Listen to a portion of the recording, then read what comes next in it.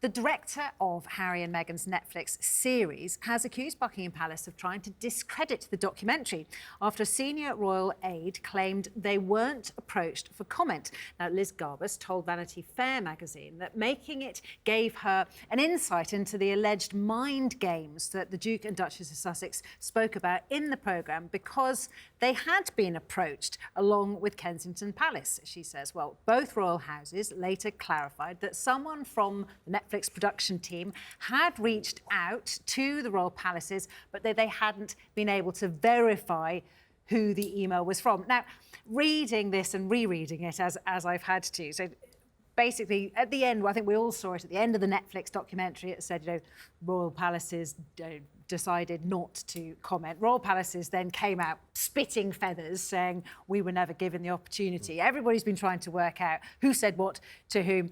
Then the royal palaces did this U-turn, as I was just saying, oh, we did get an email, but we weren't sure it was real. But then Netflix are now saying, yes, and you replied to us trying to verify the validity of this email after the deadline that we had specified in the original email. So actually, the headlines from this interview that the director's given sort of make her sound as if she's sort of whinging about the royal palaces. I think, on reading it, that actually Buckingham Palace did behave pretty badly with the Netflix. Can I just clarify? So did the email come from Story Syndicate, which was the company that made it, and then the palace said they didn't know who they were, and then they went back to Netflix to say, who is this company? They said that we're not quite sure who they tried to verify it with, but they said they replied and tried to work out whether this email asking for comment was genuine. And now, the Netflix documentary makers are saying, yes, you did try to do that, but by the time you actually replied to us, the deadline had passed that we had given you. Well, clearly they didn't try very hard, exactly, didn't they? I mean, look, they've got plenty of resources. If they had wanted to be able to have a right of reply, they knew it was coming.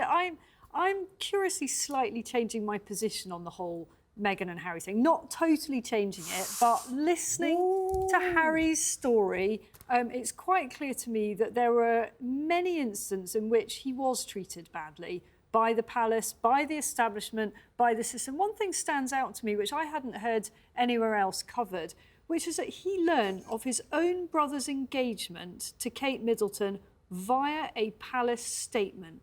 I mean, can you imagine but that's what he says, right? You've fallen for the Kool-Aid, haven't you? I told you not to read the book. I told you not to lie in bed listening to his, mellifluous voice while you're on your pillow. He's absolutely got you. Trust me, that doesn't happen. He's absolutely got you. I don't blame you.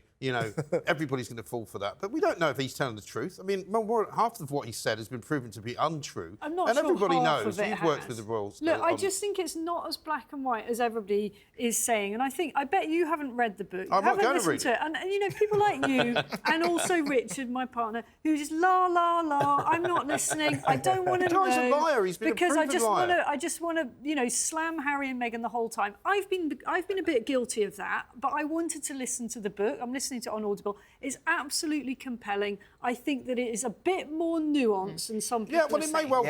But the point is this, right? This story. Let's just stick to that rather than your new love affair with Harry. Right? The bottom line is that if you want to get a quote from somebody, you don't send them an email and then go, oh, they didn't reply in time. If you're writing a story, I mean, even you know this, don't you? I mean, you don't just give up and go. You don't just go. No. Yes, you do. You absolutely do because all you pick up the phone. There's many ways you get in touch with the palace, right? If you want to quote from them, it's not up comment. to them. It's not up to them. What they're doing is giving them the right to reply. So they don't actually want them to reply. And they gave them the right to reply. I think that's the point. Rubbish. I didn't think they actually want a right to reply, do they? All they want to do is to say that we asked for a right to reply. That's all they had to do. Indeed. But it's then much more powerful to say we asked for a right to reply or we asked for a right. They didn't reply. Why did they go to all the trouble of putting at the end, we'd asked for the right of reply, but they didn't say anything? Because it was true.